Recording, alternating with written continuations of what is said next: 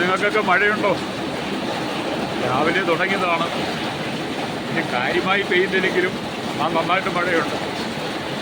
കുറച്ച് ദിവസമൊക്കെ മഴ മാറി നിൽക്കുകയായിരുന്നു. എന്നിട്ട് വീണ്ടും ആവർത്തിച്ചപ്പം നല്ല മഴ പെയ്യുന്നുണ്ട്.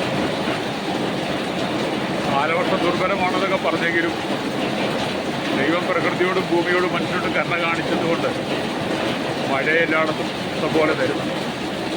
അത് തന്നെയല്ലേ കൃഷിക്കാർക്കൊക്കെ വളരെ പ്രയോജനമാണ്. ചില സ്ഥലങ്ങളിലൊക്കെ മഴ ശക്തമാണ്.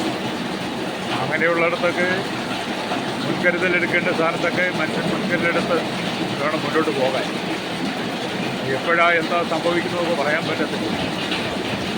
ഈ കായലോരത്തും കടലോരത്തും പാടത്തിൻ്റെയും കനാലിൻ്റെയും തോടുകളുടെയും പുഴയുടെയും കുളങ്ങളുടെയും കിണറിൻ്റെയൊക്കെ സൈഡിൽ ഒക്കെ ഉള്ളവർക്ക് വളരെ സൂക്ഷിക്കണം.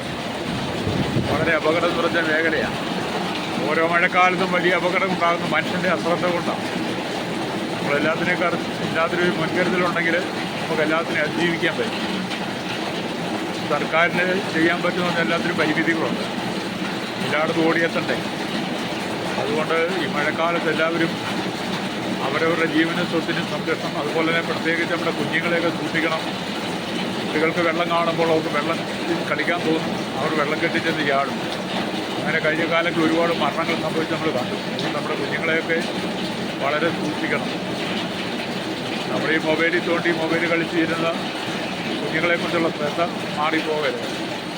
ഒരു ജീവൻ്റെ വിലയെന്ന് പറയുന്നത് ഈ മുടി രോഗത്തേക്കാൾ വിലയുള്ളതാണ്.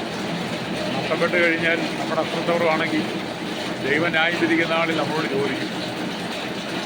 അതുകൊണ്ട് വളരെ ഉത്തരവാദിത്തോടെ ഈ മഴക്കാലത്ത് നമ്മൾ തരണം ചെയ്തു പോകണം.